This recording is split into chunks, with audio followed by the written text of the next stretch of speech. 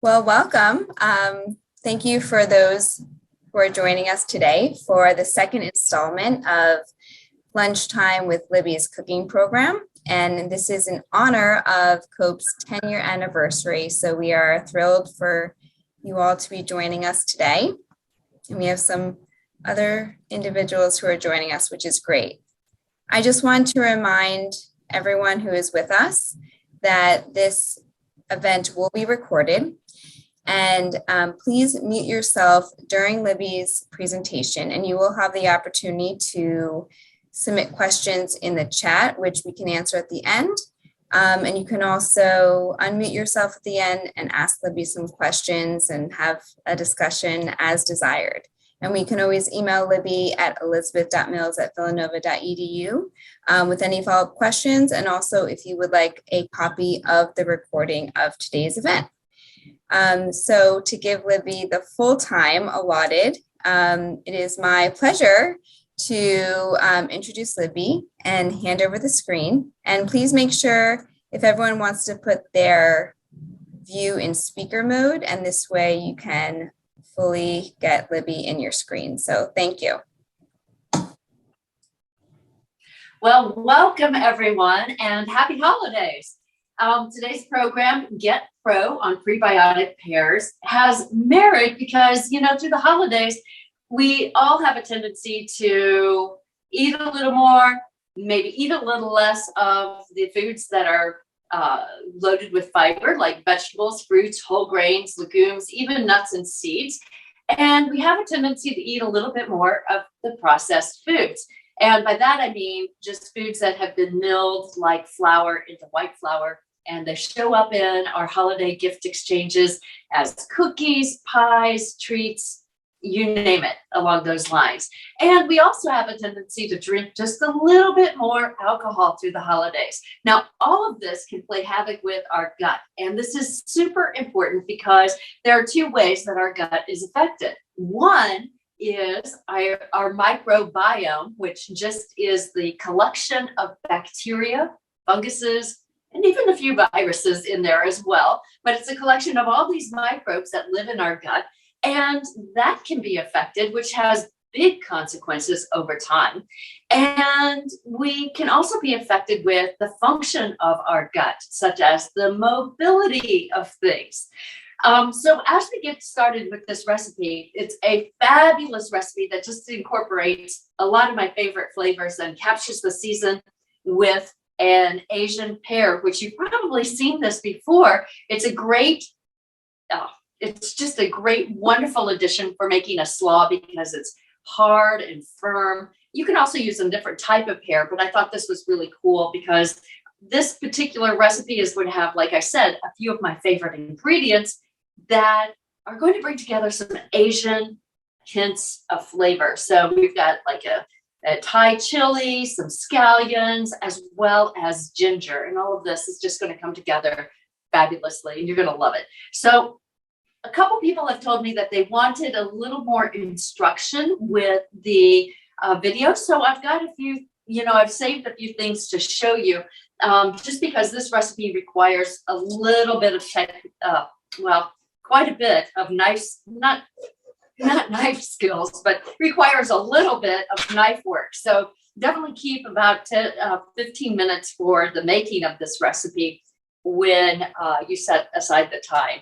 So I'm just going to begin by putting a couple tablespoons of lime juice into our bowl. And I have a juicer, which makes it super easy. But if you don't have a juicer, you could easily use tongs to squeeze the limes and get the maximum amount of juice. So again, about 2 tablespoons of this lime juice. And I pre-measured the rice wine vinegar. That goes in as well. And on a cool note, we've got the fresh ginger. And I love ginger because, especially this time of year, because it has the capsaicin. And this is what is going to relieve, let's say, a sore throat. So if you're feeling a little scratchy or sore in the back of your throat, ginger can actually be of help. Surprisingly, it's part of the pepper family. And that's where the capsaicin comes from. So simply, I'm just going to grate about a ½ inch into our mix. And this is what's going to make the dressing. And the ginger is going to add just a bit of heat as well as that classic ginger taste.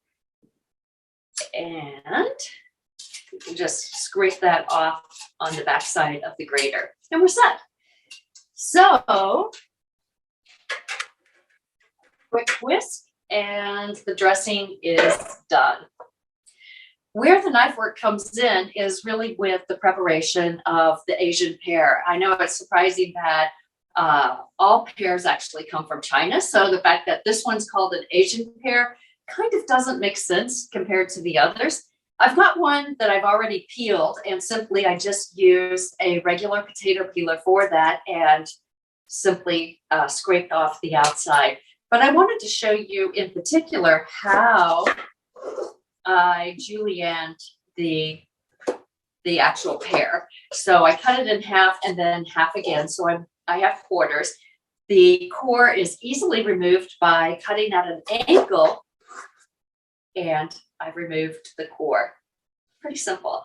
And I'll do that again on the second half.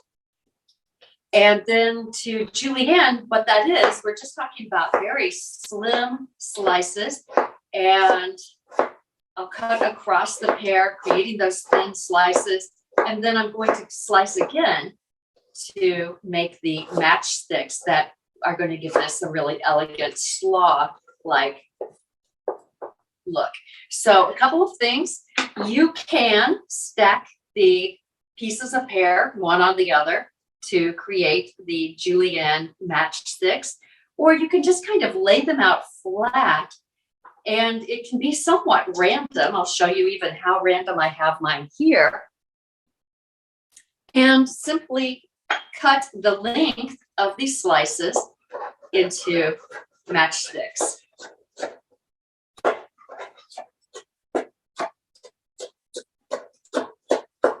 Now, pears are notorious for being a great fiber source, and I've alluded to the importance of fiber, especially when talking about gut health, but it's really super important.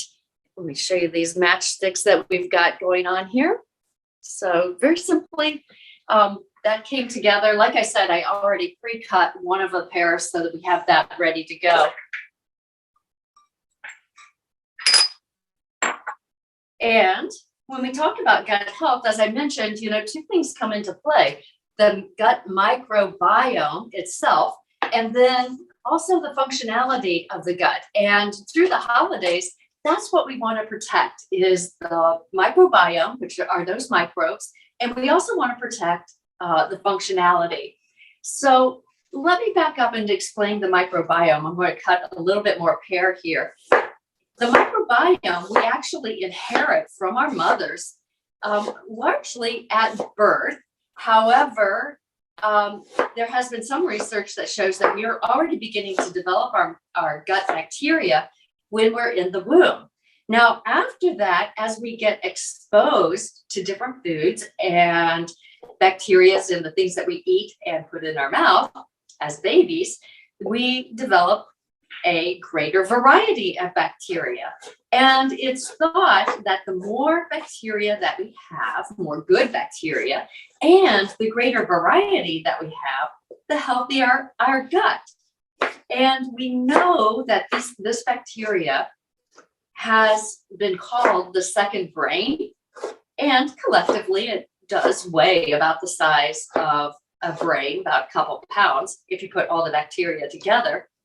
However, the reason it gets that name is because it functions, kind of communicates with other systems in our body like a brain. So it helps orchestrate how our immune system responds. It also communicates with our nervous system and thus our brain. And as the microbiome, it also is helpful in helping us reduce our risk of inflammation and chronic disease. So how we feed our microbiome is by giving it fiber, and the greater variety of fiber that we can give, the better. That's going to help the microbiome diversify, but it's also going to help it multiply.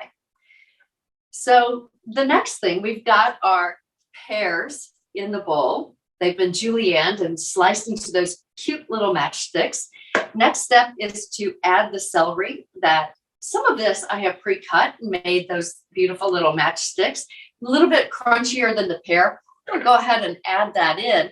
But I wanted to show you how I did that, because transforming a celery stalk into matchsticks doesn't necessarily seem as easy as with the pear. So simply just cutting off the ends of the celery, the joint at the top, as well as the rough ends towards the root. You can save this for making stock. And it helps to pre-cut the length of the matchstick that you would like. And a couple of things, if you're working with a very large piece, like the very base of the celery, you can press it out flat. And I just use my knife as if I was pressing a garlic clove to remove the outer skin. This is going to make it flat and a little bit more easy to slice lengthwise and get our beautiful little matchsticks. And voila. On the other hand, you can also just work with the curvature and rotate the celery, creating putting the portion that you're going to be cutting against the cutting board so that you're able to, again, get those matchsticks.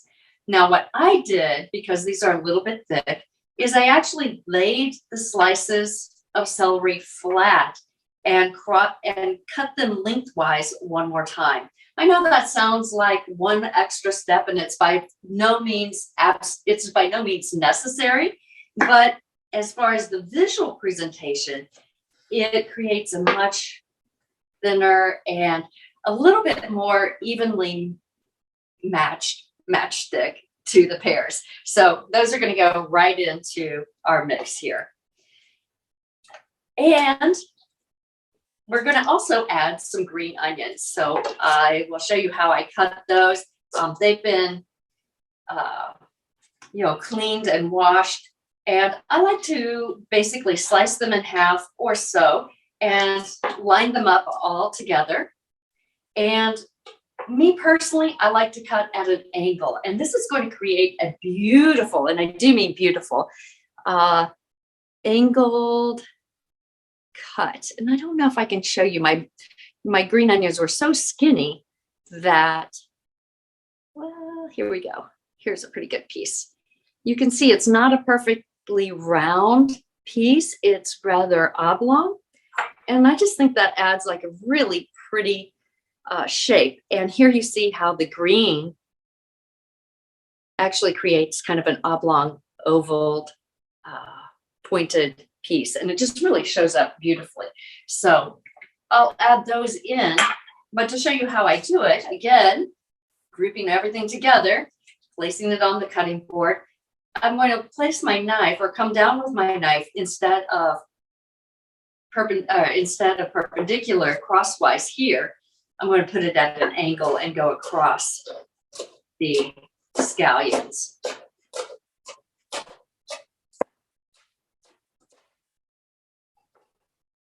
So again, like I said, you get that beautiful diagonal cut, and it's just going to be really pretty. Add that in. So a couple of things that we know about fiber. Again, we're talking about gut health. When we eat more processed foods, even if it's just flour in a cookie, and maybe you don't have a lot of them, it displaces some of the fruits and vegetables that you might otherwise have. And this reduces the amount of fiber that we're getting. So, through the holidays, you enjoy your celebrations. It's not that you're not going to enjoy these wonderful holiday foods, but at the same time, enjoying a month worth of those holiday foods could actually have an impact on your gut biome and actually change the microbes that are there. But it also can have an impact on your motility and how regularly, you're able to move your food through your gut. And we all like to be regular, and we know that that's an important aspect of maintaining our weight through the holidays. So eating plenty of fiber is going to be super important. It's going to give your intestines something to press against to help keep things moving forward. And this is really important because it keeps your intestinal muscles strong, but like I said, keeps you regular at the same time.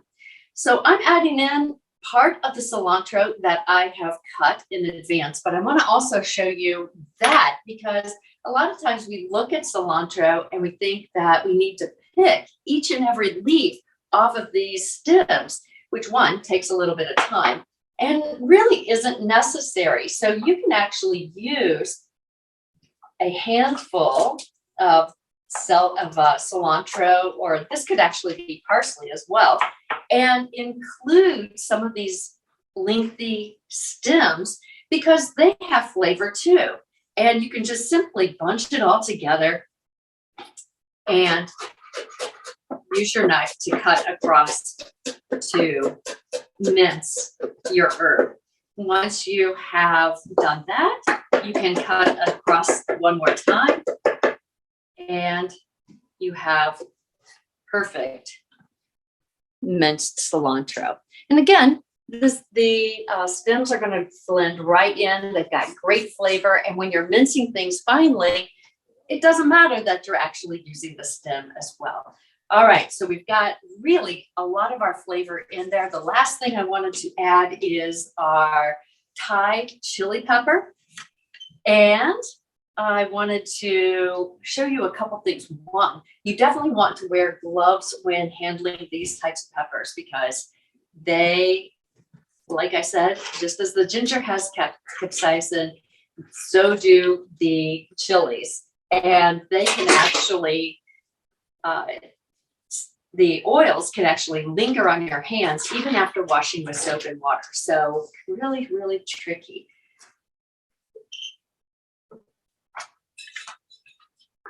So I know sometimes people will ask about using ginger paste versus ginger, and really either one is great. There might be some slight difference with the taste, but both would be totally acceptable. You could even use ground ginger too, because again, we're just talking about getting the flavor into the mix. Now I kind of took it easy with the Thai chili pepper. I'm not sure how hot it is, and I'm a little nervous about just trying it on its own. I think you can understand. And I'm just going to add a little bit. I can always add more into our mix here. And I could certainly toss this with my gloves, but if you've got a couple of salad hands or perhaps just a set of tongs, you can give this a nice toss and incorporate all the ingredients together.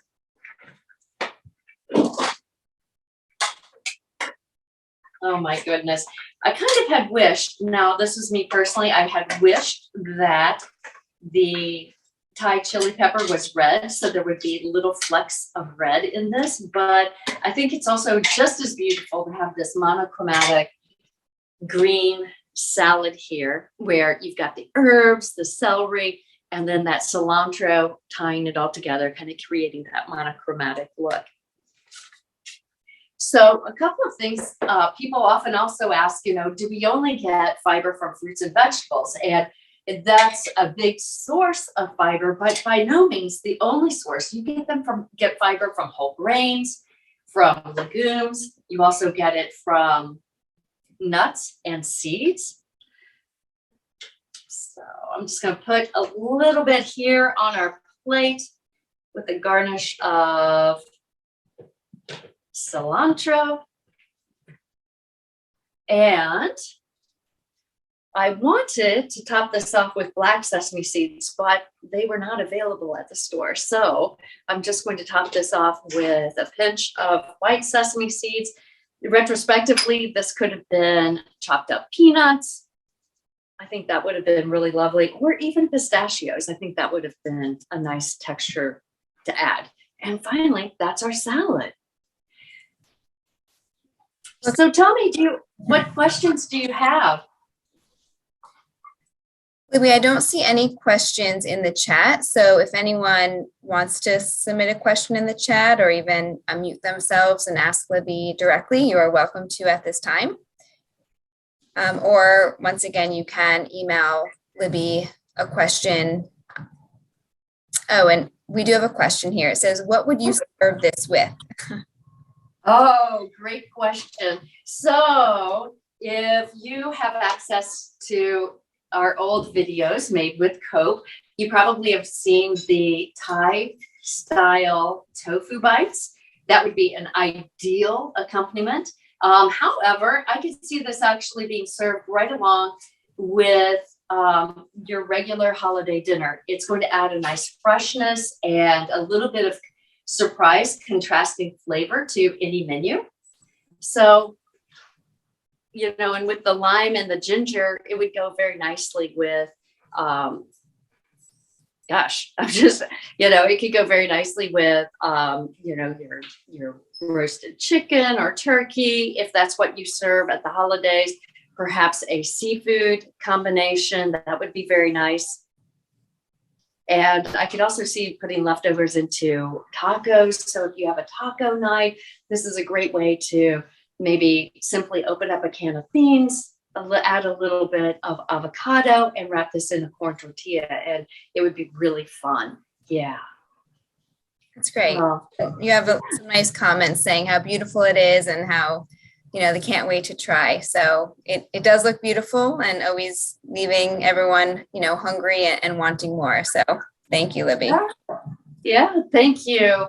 And thanks for being a part of this. I'm so glad everybody could attend. And I'm reading some of my notes here. And I just want to share with you guys that if for the nutritional information, you might be curious, there are about 5 grams of fiber, which for women, our goals should be around 21 to 25 grams of fiber per day. For men, it should get up closer to maybe 25 to even 30 to 35 grams of fiber, depending on how active and how many calories you're getting. So getting just over 5 in this salad is pretty nice.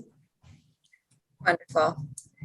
Thank you. And you will be back doing another cooking program in February. So everyone, be on the lookout for information about your next program, as well as finding information on the Cope website, in addition to booking appointments with you.